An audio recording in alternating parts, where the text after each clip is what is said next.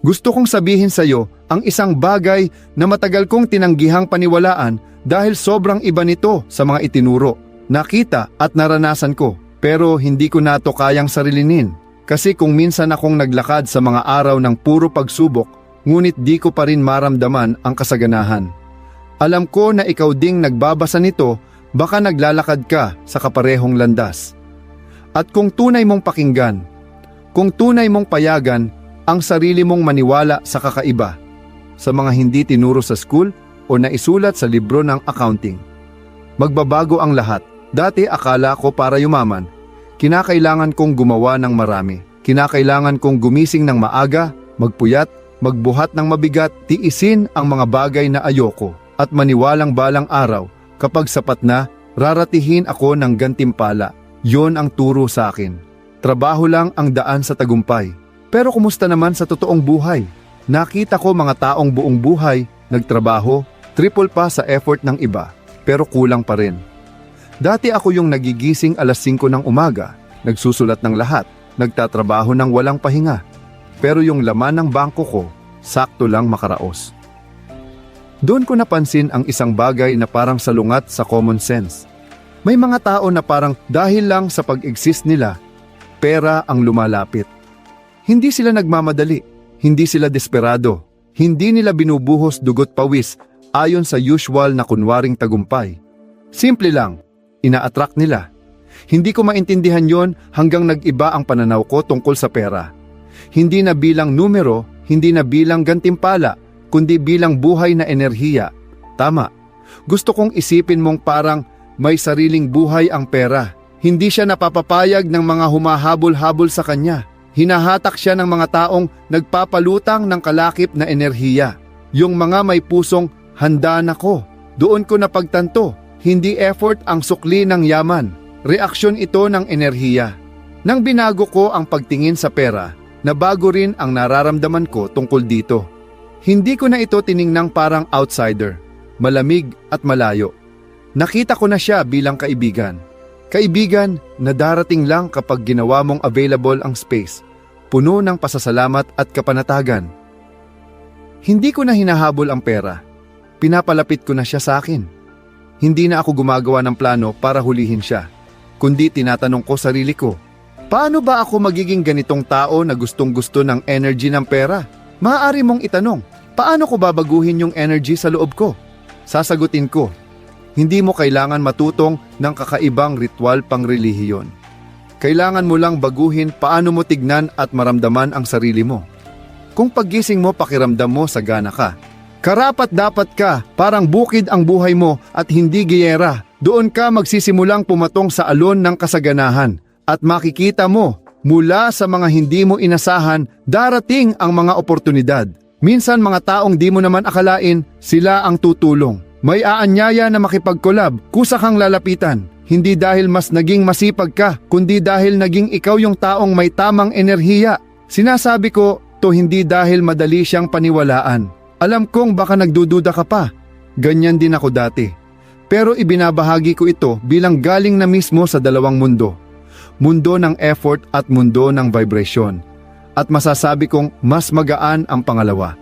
At mas epektibo pa dahil di mo na isinusugal ang buhay mo para lang mabuhay. Sa halip, nabubuhay kang kaayon ng masaganang sarili. At parang may mahiwagang gravity, kusa na lang umiikot sa iyo ang lahat.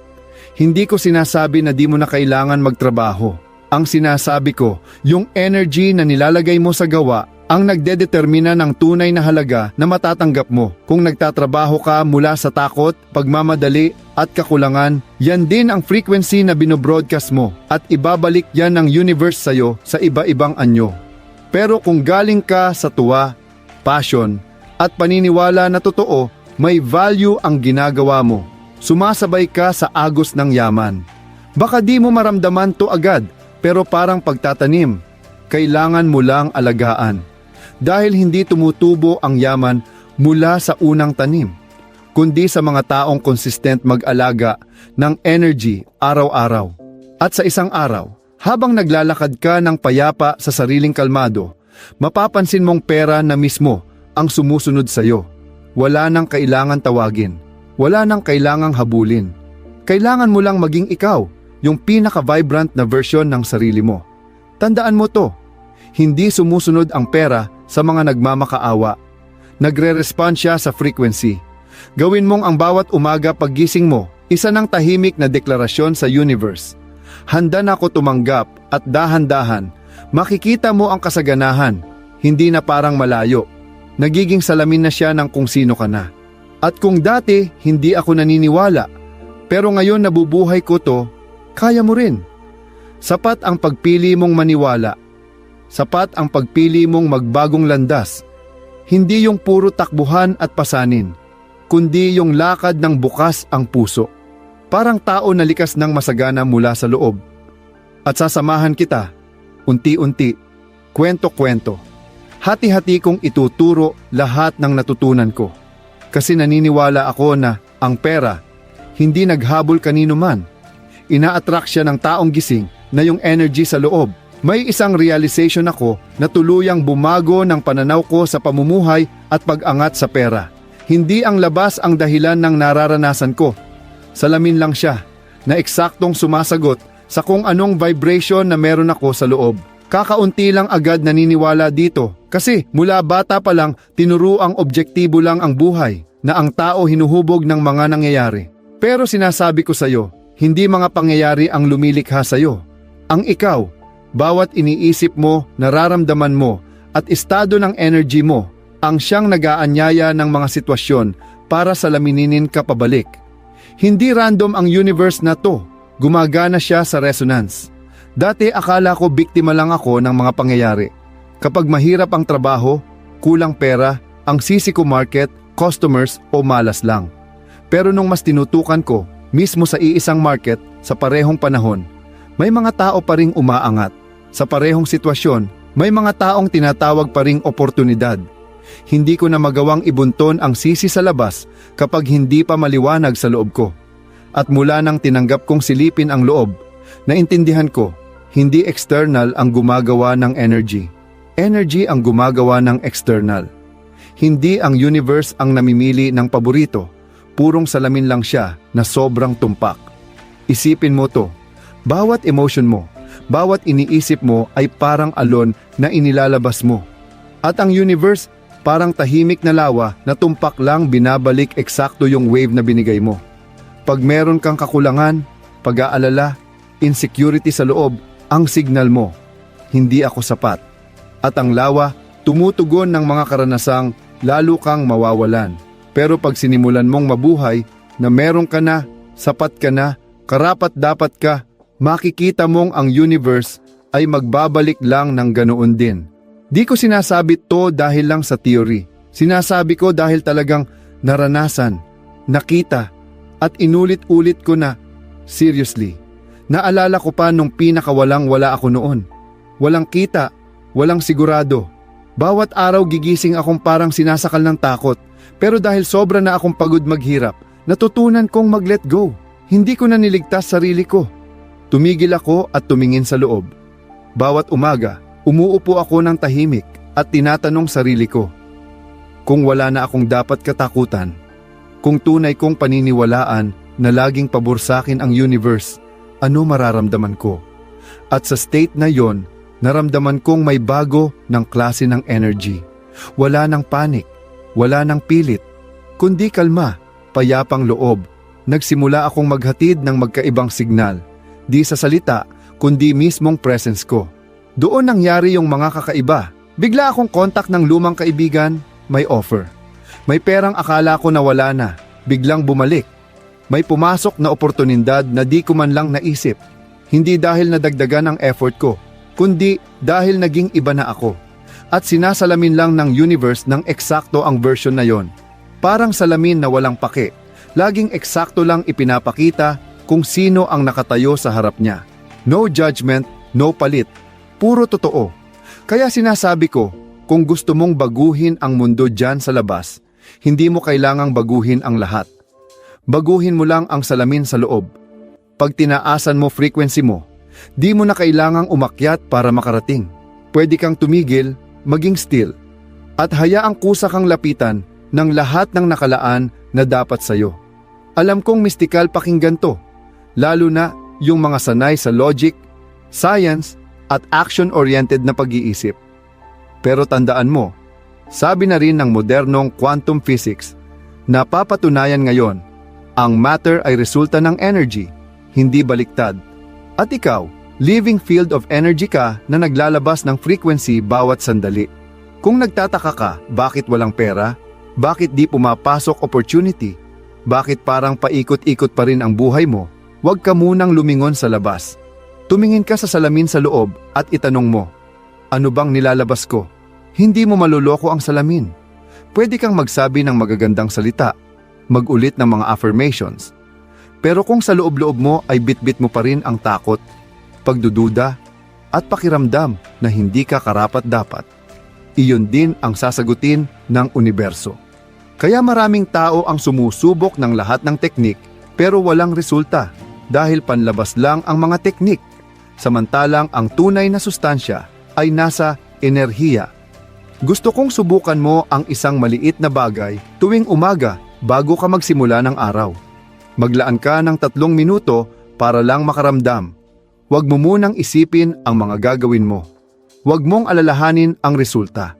Damhin mo lang na nabubuhay ka sa mundong posible ang lahat at mayroon kang karapatang pumili ng unang emosyon na dadalhin mo sa araw mo. Kung pipiliin mong maging payapa, maging mapagpasalamat, magtiwala, hawakan mo ang vibration na yan gaya ng background music na tumutugtog sa pagkatao mo at pansinin mo kung paano tutugon ang mundo sa iyo. Hindi man biglaan, pero tiyak dahil ang salamin ay hindi nagsisinungaling. Sa puntong ito, iba na ang tingin ko sa mundo. Hindi na ako naniniwalang ako'y maliit na nilalang sa napakalawak na universo. Nakikita ko ang sarili ko bilang bahagi mismo ng universo na iyon. Bawat vibration na pinapalabas ko ay parang signal na tumatawag sa mga bagay na karesonance nito.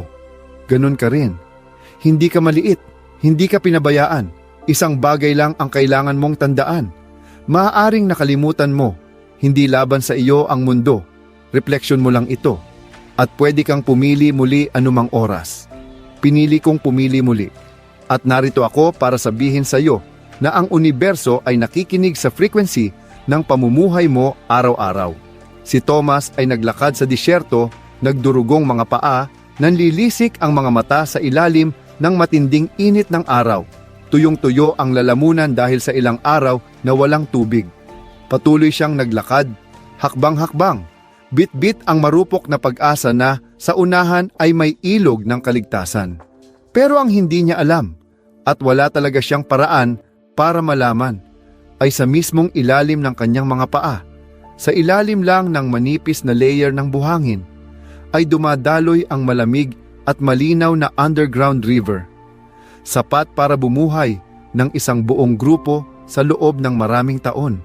Hindi namatay si Thomas dahil wala siyang tubig, kundi dahil hindi niya alam na naroon na pala ang buhay.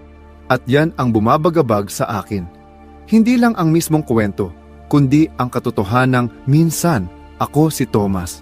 Dati akong palaging naghahanap ng oportunidad saan-saan, sugod sa markets, pasok sa kung ano-anong klase, salang sa kahit anong relasyon na baka magbukas ng magandang daan.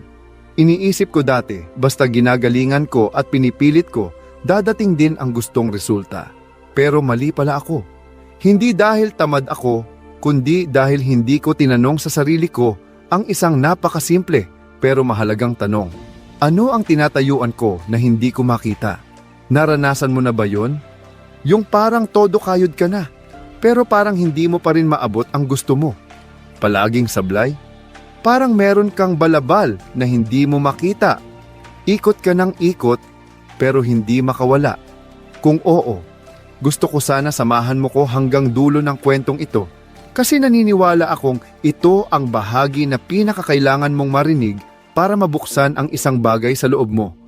Pero bago ko ituloy, gawin mo muna ang isang maliit na bagay para sa sarili mo kung talagang gusto mong mabutas ang manipis na layer ng buhangin na yon. Kung naniniwala kang sa likod ng lahat ng hirap mo ngayon ay may pinagmumula ng kaunlarang nakatago, mag-comment ka sa video na ito. Tinatanggap ko ang pagbabago o kahit anong pangakong gusto mong ipadala sa universo. Iyon ang unang hakbang mo. Magsimula ng ibang signal, isang maalamat na pagpili. Tingnan mo, ang pinakaimportanteng natutunan ko kay Thomas ay hindi sa kanyang pagkamatay, kundi sa masakit na katotohanan na maraming tao ang nabubuhay na parang siya, hindi lang sila bumagsak pa. Araw-araw nilang dinadaanan na pagod ang isipan, parang laging may hinahanap, tuyo ang puso. Kasabay nito, lahat ng kasaganaan na hinahanap nila ay nasa ilalim lang nila, abot kamay, pero natatakpan ng lumang pananaw. At ang layer na yon, hindi gawa ng tadhana, kundi gawa ng mga paniniwalang inangkin nilang totoo, na mahirap yumaman, na limitado ang pera, na ang oportunidad ay para lang sa iba. Ang tagal bago ko naramdaman ito, na ang tanging humahadlang sa akin, sa ilog ng kasaganaan, ay ang maling mapa sa utak ko. Mali ang mga pinaniwalaan ko, mali ang pananaw ko. Kaya naligaw ako, hindi ng mundo, kundi ng sarili kong kakayahang tumanggap, hanggang sa nagsimula akong magtanong ng iba. Hindi na, paano ba kumita pa ng pera? Kundi, anong mayroon sa akin na nagtutulak palayo sa pera? At nung nagbago ang tanong, dumating ang sagot. Unti-unti kong nakikita ang bawat pag-iisip ng kakulangan. Tuwing inuulit ko na parang sumpa, hindi ako sapat, wala akong swerte, hindi ako isinilang para yumaman. Lahat ng yon, iyan ang mga buhangin na nakatabon sa tubig. Hindi ko sinasabi to para maramdaman mong may kasalanan ka. Sinasabi ko, to para maintindihan mo ang malinaw na katotohanan. Hindi mo kailangang habulin ang yaman. Kailangan mo lang magbukas para tanggapin ito.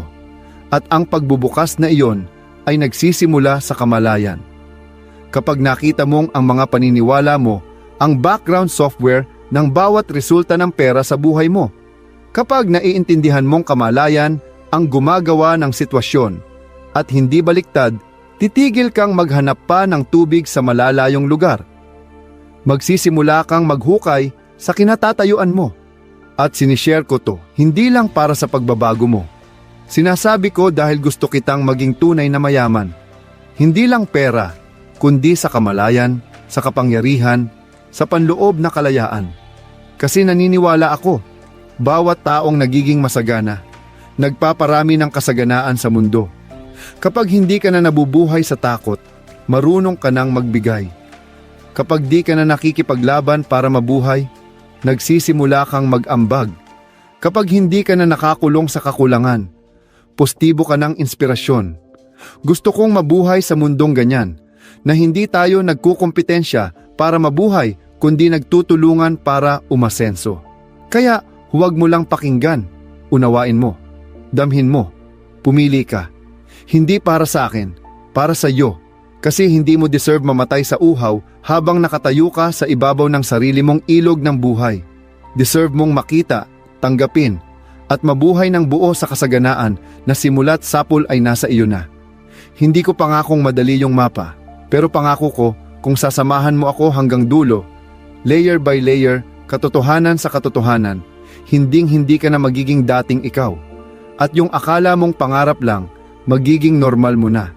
Kaya, kung nandito ka pa, kung nakikinig ka pa, kung sumakit ang puso mo kasi naramdaman mong ikaw si Thomas, mag-iwan ka ng pangako sa baba. Tinatanggap ko ang pagbabago. Kasi yan ang unang pangungusap na magbubukas ng tubig mo. At nandito ako para samahan ka, hakbang-hakbang, hanggang ikaw na ang hinahanap ng kasaganaan, hindi baliktad. May kwento akong gustong ibahagi, parang simple lang sa umpisa, pero nagising nito ang malalim na pag-unawa sa akin. Minsan, yung hinahanap mo hindi naman talaga malayo, hindi kailangan ng bagong pinuntahan o matinding biyahe. Minsan, tahimik lang siyang naghihintay sa pinakaordinaryong sulok ng buhay mo. Nag-aabang lang na magising ka para makita mo siya.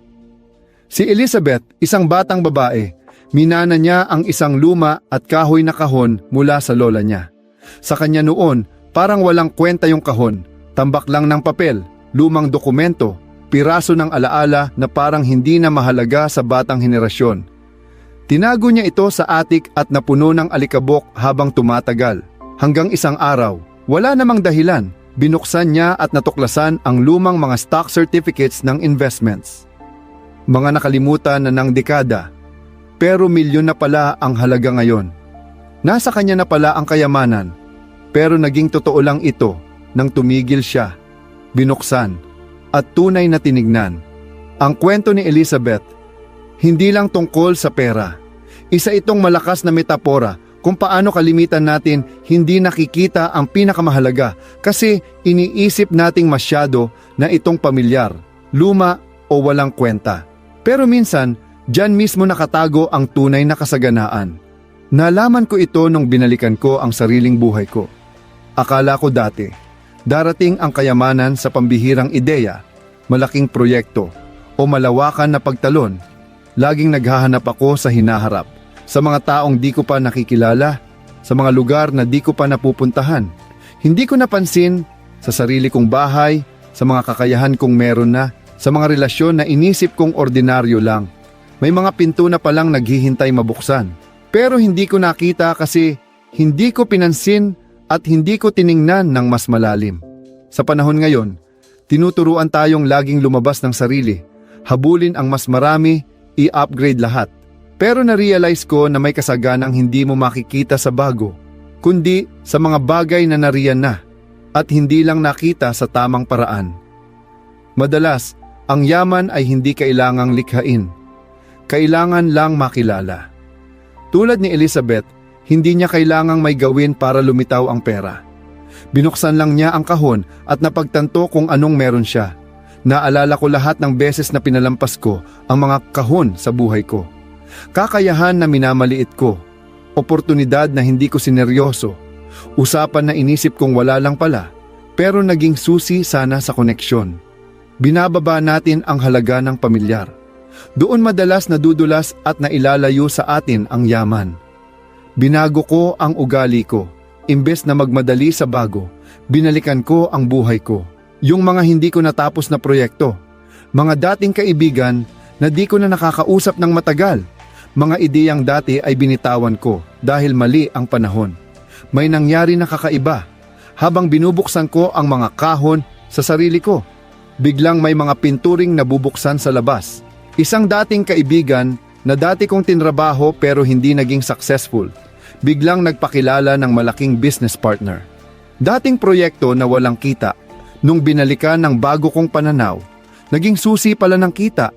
Yung mga luma, hindi na luma pag bago ang tingin mo, at doon nagbago lahat. Naniniwala ako na karamihan sa atin ay hindi naman talaga kulang sa oportunidad o resources. Kadalasan, kulang lang tayo ng kakayahan na makita ang tunay na halaga ng mga bagay na masyado nang malapit, masyado nang pamilyar. Parang isang madilim na kwarto na puno ng yaman. Pero hindi mo kailanman sinindihan ang ilaw. Hindi dahil wala ka namang ilaw, kundi dahil hindi mo kailanman inisip na may mahalaga sa kwartong iyon. Gusto kong maintindihan mo ito. Yung yaman na matagal mo nang hinihintay, maaaring nandyan lang din sa kwartong iyon. Sa isang skill na natutunan mo noon, pero di mo na-develop. Sa isang relasyon na nabuo mo, pero di mo na-unlock. Sa karanasang naranasan mo, pero hindi mo alam paano gawing bago. Lahat ng bagay pwedeng maging bukal ng kasaganaan kung willing ka lang muling tumingin. Simula nung nagbago ang pananaw ko, hindi ko na itinuturing na rutinaryo ang bawat araw. Treasure chest na siya na naghihintay mahanap. Bawat pag-uusap pwedeng maging oportunidad. Bawat lumang bagay pwedeng maging clue. Bawat damdaming lumalabas sa araw-araw. Parang mapa na ibinabalik ako sa sarili ko. At mula doon, mas napapalapit ako sa kabuuan. Hindi na ako naghihintay ng malalaking pangyayari. Pinipili ko ng mabuhay ng malalim sa maliliit na bagay dahil alam ko ngayon na yung kahon ni Elizabeth ay hindi lang basta kwento. Talinhaga ito kung paanong sinusubok tayo ng universo araw-araw. Hindi sa pamamagitan ng kakulangan kundi ng pagtatago. Maaaring iniisip mong nadaanan mo na lahat, pero gusto ko lang sabihin ito ng mahinahon. Baka hindi mo pa nabubuksan ang pinakamahalagang kahon. At baka yung kahon na yon, hindi naman malayo sa'yo. Baka nasa nakalimutang alaala, sa pagkabigong itinago mo masyadong mabilis, sa passion mo noong bata ka na iniwan mo na, o baka nga sa kung paano mo tingnan ang sarili mo araw-araw. Kapag nagbago ka ng pananaw, ang luma nagiging bago. Kapag natutunan mong pahalagahan yung parang ordinaryo lang dati, kayang magdala ng di inaasahang sorpresa. Hindi ko kailangan na hanapin mo pa kung saan-saan. Hiling ko lang, huminto ka sandali at tanungin ang sarili mo. Mayroon bang bagay na dati mong hindi pinansin na maaaring mayaman na maaari mo pang mabuksan? Dahil kung si Elizabeth nagawang lumipat mula kakulangan, papunta sa kasaganaan sa isang simpleng pagbukas ulit ng luma niyang kahon, kaya mo ring gawin yon gamit ang buhay na meron ka ngayon. At baka nga, yung kailangan mo, hindi ka kailanman iniwan. Naghihintay lang yan na maging mulat ka ulit, na maging mapagpakumbaba para buksan, at maging mapagkakatiwalaan para tanggapin. At hindi ito mahika, iyan ang likas na kalikasan ng bawat himala sa buhay na ito. Naalala ko yung unang beses na umupo ako ng tahimik sa kwarto, pinikit ang mga mata, at tinanong ang sarili, kung namumuhay na ako sa kasaganaan, ano kaya ang pakiramdam? Wala akong pera noong oras na yon, walang kontrak na pipirmahan, walang senyales mula sa labas na may dahilan akong paniwalaan na ako ay mayaman. Pero tinanong ko pa rin, at pinayagan kong mag-imagine, hindi para tumakas sa realidad, kundi bilang isang sinadyang aksyon na parang nag-e-ensayo para sa buhay na hindi pa dumarating, pero maaaring dumating. Inimagine ko ang sarili kong naglalakad ng maluwag ang katawan. Inimagine ko na ang mga mata ko hindi na nagmamadali at puno ng pasasalamat. Nakita ko ang sarili kong umiinom ng kape nang hindi sumusulyap sa orasan. Walang kaba na baka may na-miss sa trabaho. Nakita ko ang sarili ko na nagbibigay ng madali. Hindi dahil marami akong sobra, kundi dahil sapat na ako. Bawat hininga ko, lasang kapayapaan. At sa eksaktong sandaling yon, ramdam ko ang kakaibang pakiramdam. Parang hindi na lang laro ang imahinasyon ko, kundi tunay na estado ng katawan ko. Nadiskubre ko na ang kasaganaan, hindi numero, damdamin siya. At ang maganda dito, hindi mo kailangan maghintay ng maraming pera para maramdaman ito. Sa totoo lang, kailangan mong matutunang maramdaman muna ito at darating na lang ang pera bilang resonansya. Marami akong narinig na ganoon, nabasa sa mga libro, narinig sa mga talks, pero hindi ko talaga na-absorb ng totoo hanggang sa naramdaman ko mismo. Nang sinimulan kong likhain yung pakiramdam ng kasaganaan sa mismong paghinga ko, parang lumambot lahat ng nakapaligid sa akin. Wala nang urgency, wala na ring struggle, basta presence lang sa kung anong meron at malalim na tiwala na hindi ako kulang. Hindi pa ako naging kulang. Alam kong baka tunog malabo ito sa mga taong araw-araw na lang ang laban. Dumaan din ako dyan. Ako rin noon yung di mapakali dahil utak ko laging abala sa mga bills, unfinished projects, mga alalahaning walang pangalan. Pero dahil nga matagal ko ring naranasan yon, alam na alam ko, walang aksyon o diskarte na kayang iligtas ka mula sa loop ng kakulangan kung ang loob mo mismo ay nagbo-broadcast pa ng poverty frequency. At kabaliktaran, kapag nagbago ka ng loob, nagkakaroon ka ng bagong energy field. Isa na kung saan may dahilan ang lahat ng magagandang bagay na mapalapit sa iyo. Sinimulan kong mag-practice ng isang simple lang tuwing umaga. Bago ko hawakan ng cellphone, bago isipin lahat ng kailangan gawin, inilalagay ko ang kamay ko sa dibdib, pinipikit ko ang mga mata at malalim na humihinga habang tinatanong, kung namumuhay ako sa kasaganaan, ano kaya ang pakiramdam ngayon? Tapos, pinananatili ko yung state na yon. Walang pilit, walang pressure, nararamdaman lang. Hindi ko iniisip ang mansyon o mamahaling kotse. Gusto ko lang maramdaman na ligtas, na magaan ang loob, na bawat hinga dumadaloy lang ng di pinipigilan ng anxiety. Ang nakakatawa, mula nang ginawa ko ito bawat araw, napansin kong kahit paano, nababago ang mundo ko. Hindi malaki, pero ramdam. Ang mga taong nakakasama ko, mas kaaya-aya. Ang mga desisyong ginagawa ko, hindi na padalos-dalos.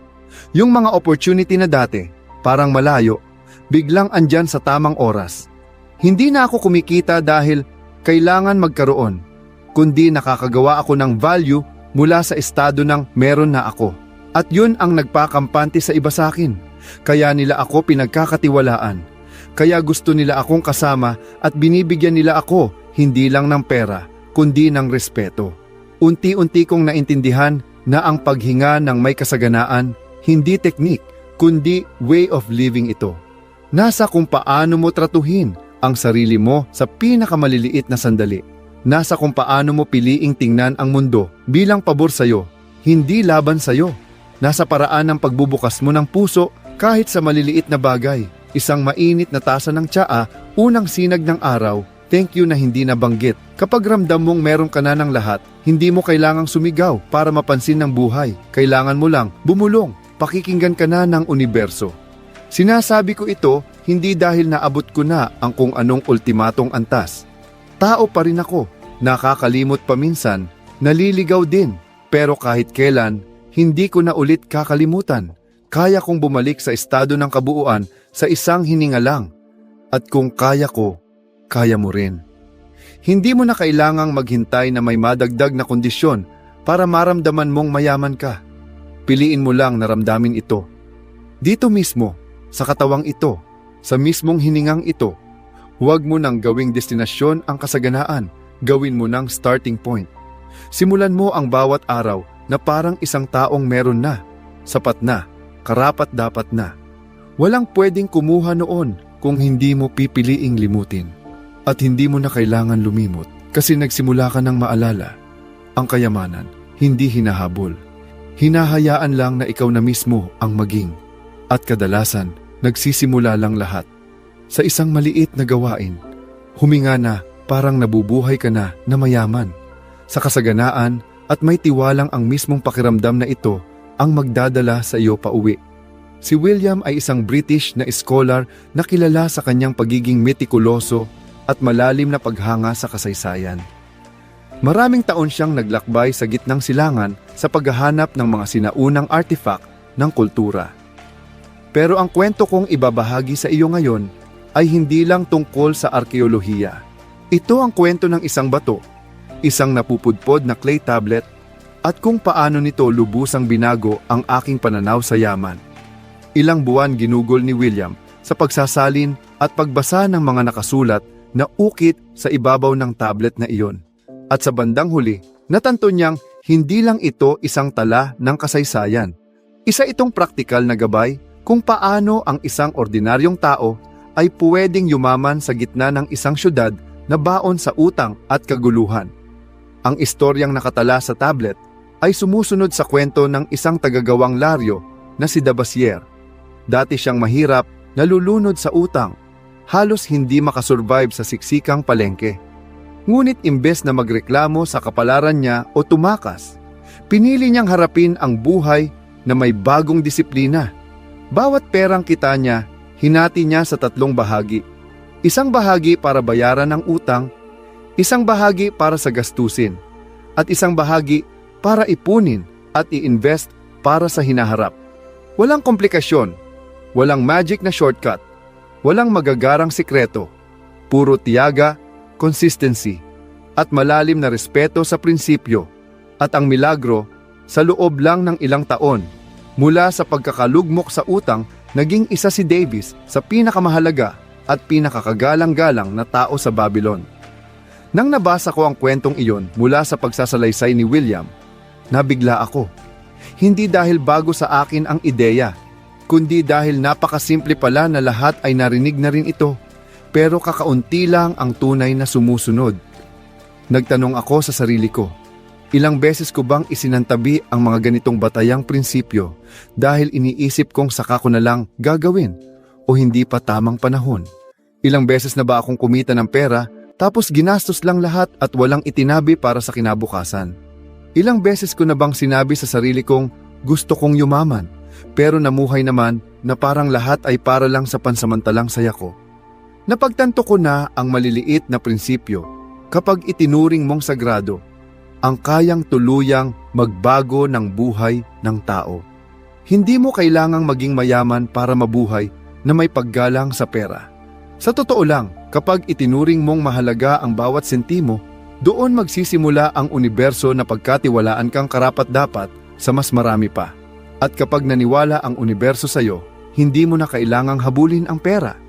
Ang pera na mismo ang kusang lalapit sa'yo. Hindi naghintay si Davis na yumaman bago magsimulang mag-ipon. Nag-ipon siya para yuman. At iyon ang aral na natutunan ko, hindi mula sa isang modernong financial expert, kundi mula sa isang clay tablet na mahigit 2,500 taon na ang tanda.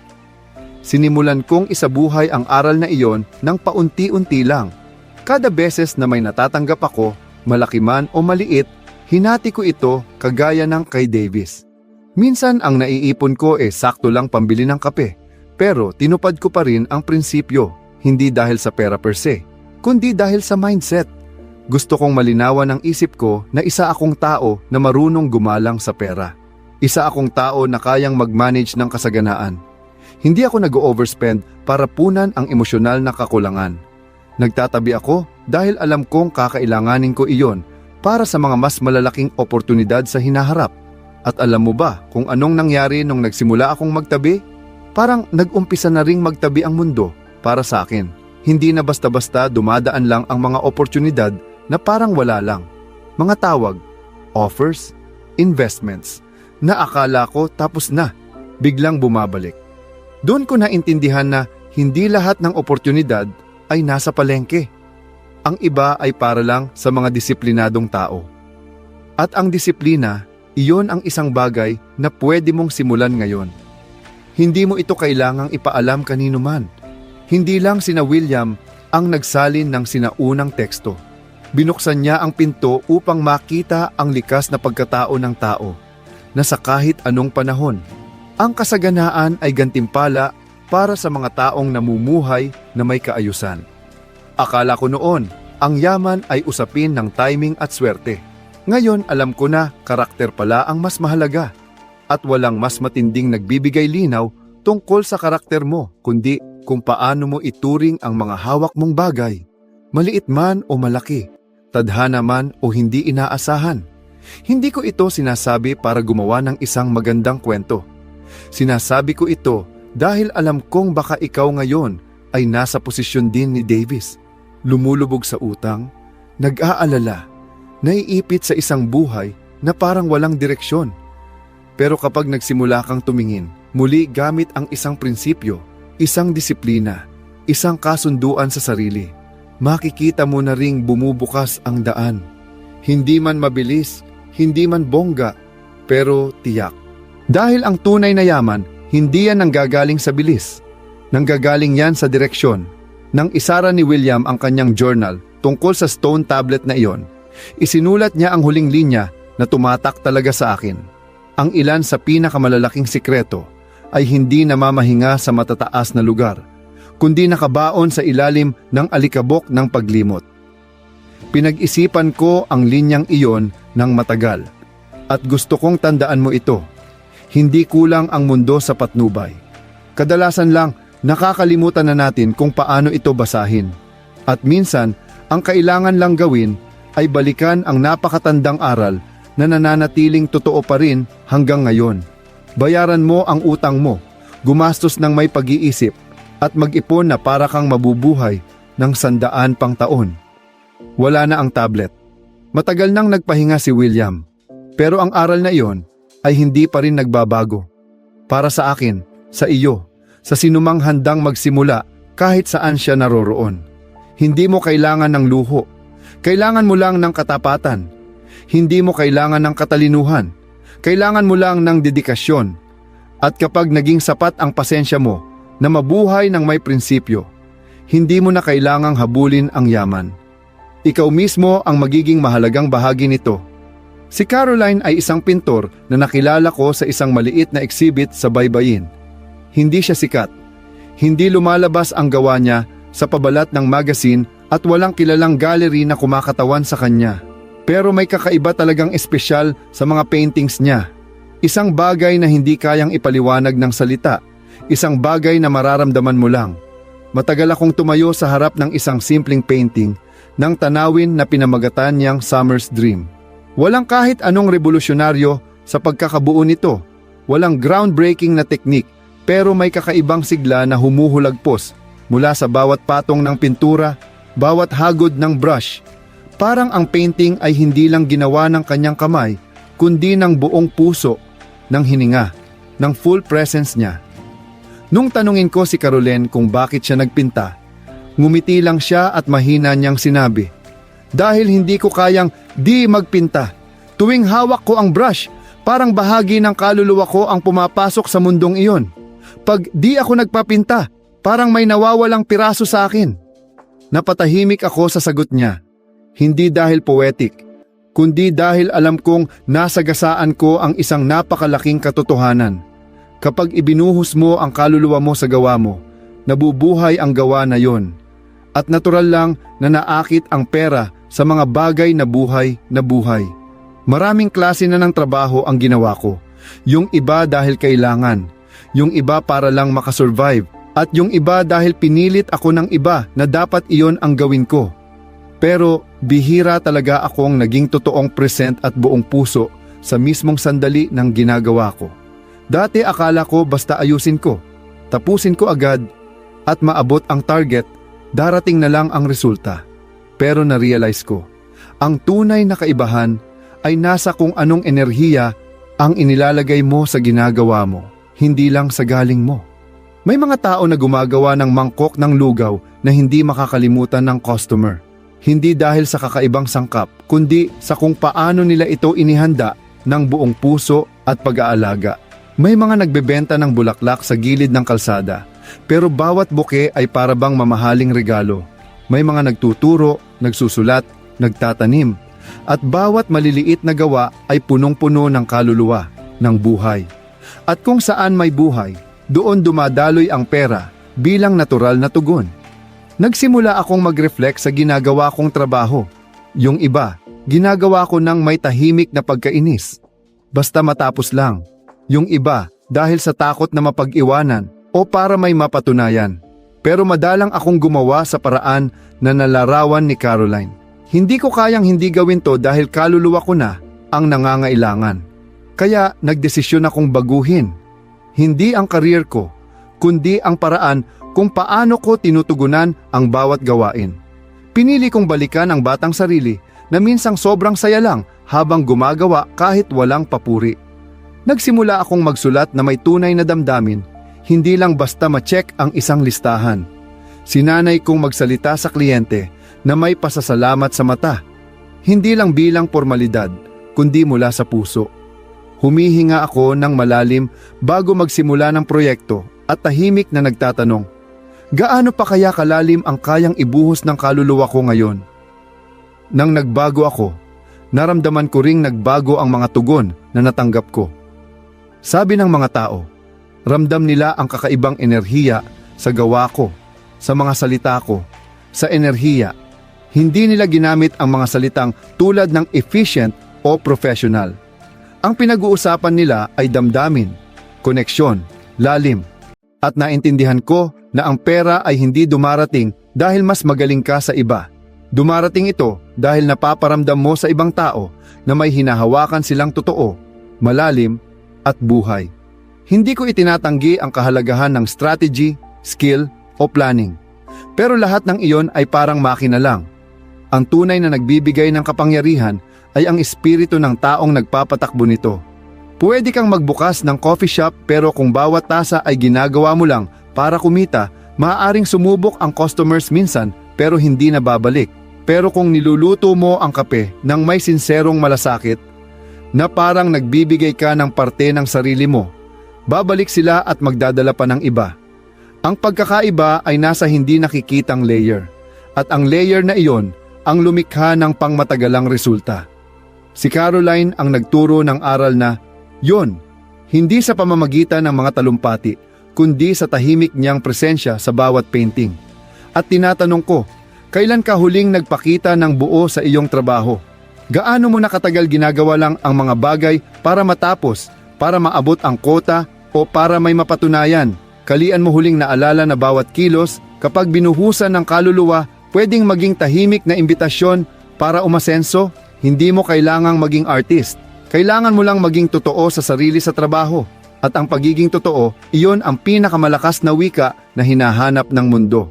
Hindi yumaman agad si Caroline, pero nagsimulang tumaas ang halaga ng kanyang mga painting. Hindi dahil mas magaling siyang magbenta, kundi dahil ang mga tao gustong dalhin sa bahay ang enerhiya niyang iyon.